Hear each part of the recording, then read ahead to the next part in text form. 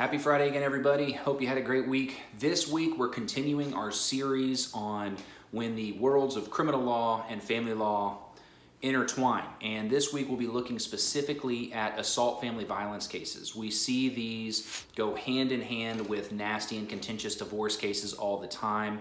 It's a sad situation, but it is one that is relatively common.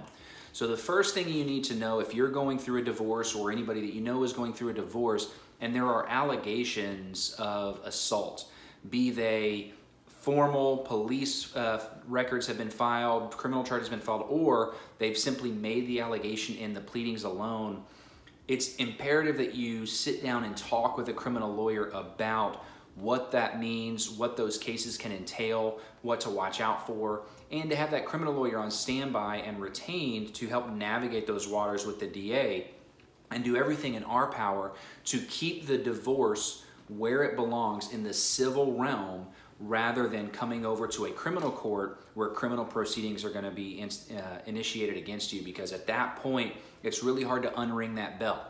And as it would probably come as no surprise that if there are either pending criminal charges or even worse, a criminal conviction on your record for assault or any type of domestic violence case, your family law case is going to suffer a great deal, whether it be in terms of child support, custody arrangements, visitations, whatever. You're going to have some really severe ramifications on the family law side if you don't take care of those criminal allegations the right way. So when we have a case like this that has a family law component and a criminal law component, like an assault family violence, it's important that we work hand in hand with the family lawyers that are representing the same client. That's why when clients come in and they have these situations, I will always refer them out to a family lawyer who I know, who I trust, who I've worked with or have a relationship with, so that I know that while I'm looking out for their best interest criminally, this lawyer who knows what they're doing is looking out for their best interest on the family law side. So it's important that we work hand in hand with the family lawyer so we maintain that communication and we stay on the same page about what needs to happen.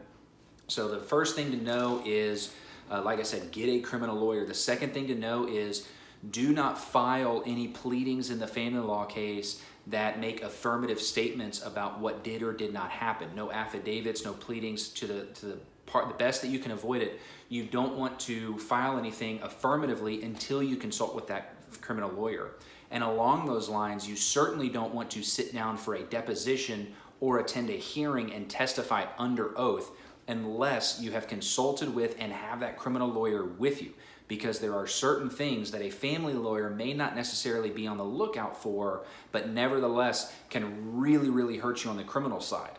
You might win that family law hearing, you might win that battle, but you ultimately lose the war because you said something under oath that can then be used against you on the criminal side that's going to support a conviction. It's going to screw everything up. So if you've got a family law case where there's any allegations of abuse, whether it's against the spouse or a child or anybody like that, first things first, get a criminal lawyer on board. Let us help you. Let us work with the family lawyer. Let us figure out how to best protect you and all of your interests. Stay tuned. Next week, we're going to go into another topic about this criminal law, family law intersection. As always, if you have any questions or you have any topics that you want to see covered that have come up in your case, please reach out via phone, email, text, whatever. Let me know, and I'd be happy to discuss them either here or with you in person. Hope you have a great weekend, and we'll see you next week.